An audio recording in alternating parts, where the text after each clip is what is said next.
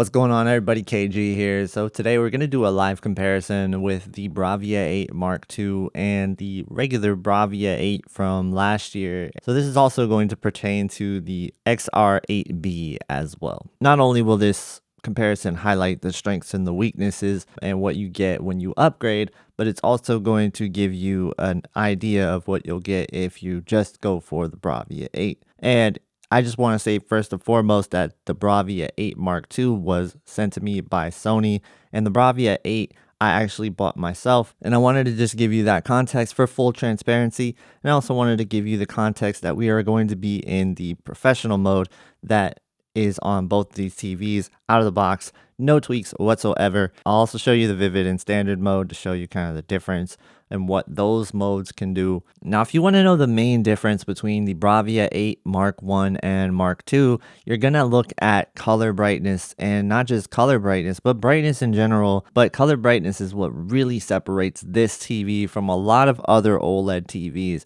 And that is because it uses a quantum dot OLED instead of a regular W-OLED. So that's going to be a significant advantage with the color brightness in mind. And you will see that from time to time when you're looking at different content. And this isn't only going to appear on certain content that really pushes the boundaries. This is going to show up on anything that has high color brightness. And you will notice that when you're looking at these two TVs. And the brightness capability in general will not be able to be on the same level. So you're going to see that throughout the whole entire demo. And this is not going to be a fair comparison. I'm just going to say that straight up. It's just not going to be. But I'm also going to take a look at how it does look at in, more regular content like movies. So we'll look at that as well. And I get a lot of questions like, why would I buy the Bravia 8 Mark II when the Bravia 9 exists? Well, the Bravia 9 is an LCD, and I actually put the Bravia 8 next to the Bravia 9 last year, and I was surprised at how well the Bravia 8 still held up. Yes, it got beat in brightness, but with contrast in mind, it's still self-emissive. You're not going to beat that with contrast. So yeah, the Bravia 9 is just not going to be in the conversation of the Bravia 8 Mark II, because the Bravia 8 Mark II is almost getting to the same type of brightness levels as the Bravia 9 at times, especially when you're talking about color brightness. It's definitely better in that degree. So that's kind of addressing the Bravia 9 side of things. I really do think the Bravia 8 Mark II is the better TV of the two from that angle. But what about the Bravia 8 and the Bravia 8 Mark II?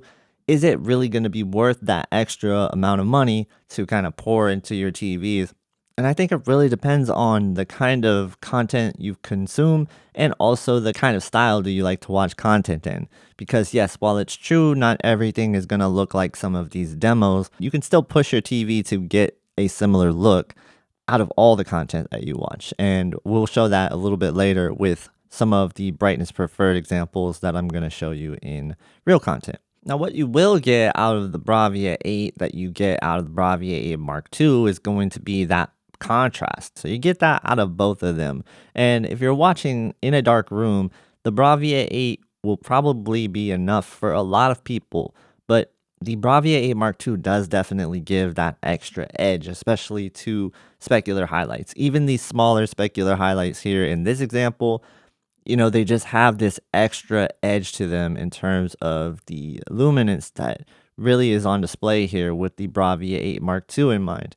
And, looking at demos like this, for example, looking at the Bravia 8 Mark II next to the Bravia 8, I think you can get the sense that the Bravia 8 can look flat at times when compared to the Bravia 8 Mark II. However, if you watch the Bravia 8 on its own, it's not going to look flat. It looks really great, to be honest, and it's just because I have a QD-OLED next to it right now that we are seeing a huge difference. I really do think that the Bravia 8 is going to provide a good example of an OLED TV that does the job the right way. It's really great out of the box. It looks good out of the box. I have no complaints with the color out of the box. I think that for the most part, my example is really good. I think that it's really great out of the box. As with the Mark II, you don't really get the sense that it's as good out of the box as the original Bravia 8. And that's just the feeling I get looking at skin tones and such. So it's not really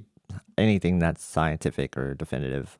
So, I mean, we're taking a really highly graded demo here and taking a look at how it is on the Bravia 8 Mark II compared to the Bravia 8. So one thing about the Bravia 8, you will have some off-angle tinting if you are sitting off-angle, where with the Mark II, it's QD-OLED, you don't get the off-angle tinting, and I think that's something that does get overlooked when we're talking about QD-OLED versus W-OLED. You really don't have sacrifices when you go off-angle with a QD-OLED, but with a W-OLED, you do have some sacrifices. Not as much as LCD, definitely not as much as LCD, but QD-OLED has no real disadvantage when it comes down to off-angle viewing. I will also say this about the Mark II versus the Bravia 8. If you're in a bright room, you're definitely not going to want the Bravia 8. You want the Mark II for sure. It is going to be bright enough to overcome a lot of bright rooms. If these are the type of situations you find yourself in, definitely pay the extra coin for the Bravia 8 Mark II if you have the ability to do so. If not, I'm afraid that W-OLEDs of this caliber may not have enough luminance to kind of overcome some of the brighter rooms out there. Can it work in some bright rooms? Certainly, but those of you that are in like an extremely bright room, I do think that you're going to want to opt for something like a QD-OLED or one of the primary RGB tandem OLEDs, or even an LCD if you want to sacrifice some contrast. For watching older content, you're definitely going to get the feeling that they're both going to be able to get the job done, and you're not really pumping out a lot of brightness in a lot of older content, or even stuff on TV, unless you're really pushing it to the extremes. And if you're somebody who watches SDR at a very high brightness level, then you're definitely going to want to go for the Mark II. If you're somebody that keeps the SDR at a lower value and you are going to watch it in a dark room, I think both of these TVs are going to be great at delivering that. And they both have great processing. But color luminance is definitely going to be where you see a lot of differences with these two in mind. I mean, just kind of look at the shot right here. You can see that the Bravia 8 is just not going to be able to display this at its full level, at this full degree like the Bravia 8 Mark II is. So here we are, we're in vivid mode now, and you can see the differences between these two TVs with brightness in mind. So it's really pushing the extremes now when it comes down to the brightness level. If you are somebody that uses these more exaggerated modes, then yeah, you're definitely going to probably lean towards the more capable TV. And I think that's pretty much a no-brainer when it comes down to these exaggerated modes. They're always going to look better with the more capable TV. Where going back now to those same images in professional mode, you can see, like I said, this isn't something that is highly graded content. It's not pushed very hard in HDR. So the brightness levels, they're not going to be that extremely different with these two TVs in mind. You'll certainly see differences with color, because of QD-OLED. They just have better color purity in general. And just the way that the TVs are configured out of the box, there is going to be some differences there. So that's just a thing that you'll notice even when content isn't going to be really pushed to their extremes. Because like I said, this is in professional mode and we're still noticing differences between the panels. One thing about the Bravia 8 II here though is that out of the box, at least on my unit, there's definitely a red push in the skin tones. For example, if you take a look at just what I'm talking about here with the skin tones in mind, hopefully you can see it. There's just a more natural look to the skin tones on the Bravia 8, where the Mark II, this is definitely more on the red side. And this is something that, like I said, it can be fixed, but it does take an extra step to do it. But I do want to state that it's not always going to be like that on everybody's unit. It could vary whether or not it's going to be distracting to you. It really depends on the person that you are. Maybe you actually like this look. Maybe you think that all skin tones should have a little bit more red to them. And I do think in some cases maybe that some TVs lack a little bit of red in the skin tone. But luminance is one thing that definitely plays a part in these TVs, and you can even see that in real content like this, for example. there will be scenes that really separate the two TVs. So you can see color luminance differences even in movies when you have them side by side. But in general, are you going to notice this if you don't have the TV? There's a good chance that in a dark room, the Bravia 8 is going to be good enough for most people. So what about in movies and you just kind of want to push the brightness? Maybe you're somebody that doesn't really want to follow the creator's intent and you just want like brightness everywhere. So you're pushing brightness with brightness preferred. So we'll do that here so you can see, the differences in every content if you really want to use your TV this way. It's not just gonna be in a vivid or a standard mode. You can push the content by pushing up the EOTF in the other modes as well. So if you want professional mode, but you want it just to look a little bit brighter in everything, then you could certainly do that with both TVs. But the Mark II is going to be the one that really shows a difference. Let's go back to that demo. I'm not somebody that watches Vivid or Standard, and I just want to push brightness in professional. Can I do that? Yeah, and then so you get the same sort of results when you do that. And that is the point that I kind of want to get across here is that, if you like pushing the content, if you like pushing your TV beyond what the content calls for, the 8.2 is going to push it to a different level. So what about game mode? Well, game mode is going to definitely be hard to show as these are going to target different things. But, being as the TV does dynamically tone map the content, you'll see that they both can do a pretty decent job in game mode, but the more capable TV is going to show its face as the more capable TV, especially with QD-OLED in mind here.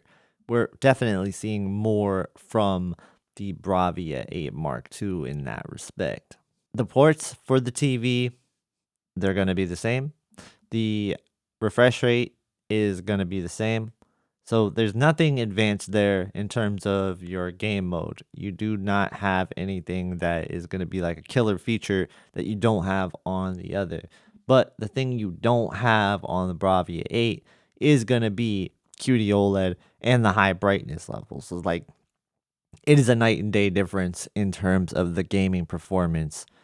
I absolutely highly recommend the QD-OLED for gaming over most OLED TVs. So the Bravia 8 Mark II will fall into that category. It is so good when it comes down to gaming.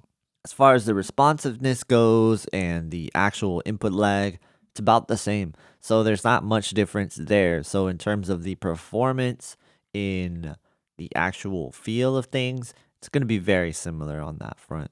But the difference is really just going to be in the image quality. That is going to be what you see. The difference is going to be very much bright colors, nice, vivid colors. Just the ability to display those colors, and it's not artificial, it's not forced. This is actually what you're supposed to be getting out of the TV. The tone mapping algorithm is clearly different. Like just looking at this shot here, you can tell just look at the Bravia 8, the way that it's bringing out this game. And so that's where I don't know why they went away from this tone mapping algorithm for the Bravia 8 too. And maybe this is something that they didn't intentionally do. And maybe if Sony, if you're watching this, you can kind of take a look at this. Is why is the gradation preferred a different look on the Bravia 8 compared to the Bravia 8 II? Let's take this to a sports game. You'd be surprised to learn that a lot of HDR games, they don't really push the TV. So in a lot of cases, I can give you tons of examples. Unless I push the EOTF up with the brightness preferred method, you're not seeing a difference in the game performance outside of a few colors, which that is where you're going to see the color brightness difference. But in these more, laid back games, I would say the gradation preferred tone mapping algorithm is going to sometimes make the Bravia 8 stand out more than the 8 II. So there's definitely a different look to the way that they approach game mode. I would argue that the 8.2 definitely needs tweaking. I personally think that for the 8.2 to look as good as the 8 in these kind of circumstances, I'll have to raise the contrast up, because I do think this is not as bright as it probably should be, right? So this is why I make the argument to, push it.